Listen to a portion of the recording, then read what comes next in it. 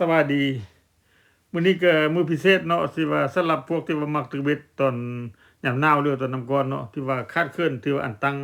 คันเบ็ดบ่ทันมีเทื่อเนาะอันนี้ก็มาเฮ็ดเบิ่งนำกันไปนำกันนี่อันนี้ก็เป็นดำๆนี่มัน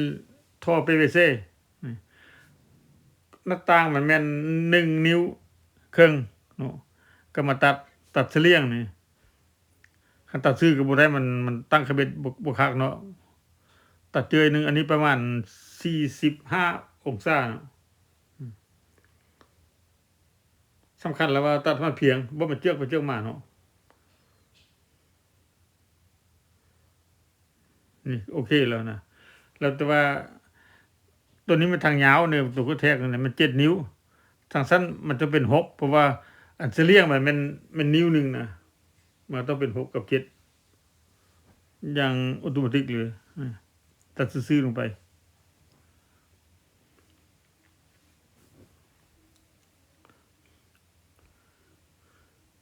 ถ้าเข้าดีไปมีตัวนี้เรื่อยๆตัวนี้แล้วก็มาทดลองเบิ่งว่ามันเพียงบ่เพียงอันนั้นนี่แล้วก็มา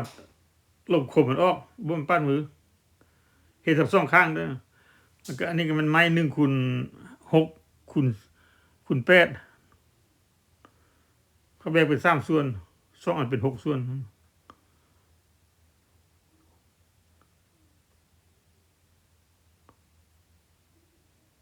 นี่ตัดตามขีดเนาะ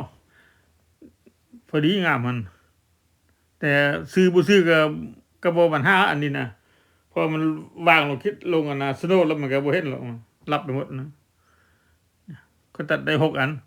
แล้วอันเป็น10ก็ได้6แล้วก็มา4หูบัดนี้4หูแปลว่าค่อยไปเบ็ดนิดหนึงเพราะว่ามันเลข4ค่อยมัน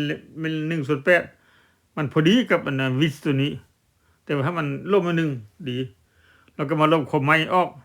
กระดาษทรายเบอร์80ที่ออกบ่มันปานมือเนาะเวลาเฮ็ดแล้วก็จับวิดเขาบัดนี้แต่ว่าวิดเสร็จพยายามเอาอัน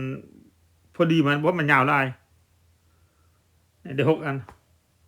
เอาเข้าไปมาลองซะเบิ่งพอดีงามมันแล้วก็มาซี่วิดเข้าแต่ไม่วิดนั่นทางส้นมันเป็นตาตรงบ้องนั่นน่ะสำหรับมัดสปายคันเบ็ดหั่นเสื้อมัดหั่นแล้วที่ว่าเล็กออกไปให้มันที่ว่าเวลาปลากินแล้วมันลั่นเอาเท่านั้นเนาะเข้าใจแล้วที่ว่าติดตามรับชมโอกาสหน้าพบกันใหม่เบิ่งตอนมันปลากินบัดนี้เอาเข้าใจบ๊ายบาย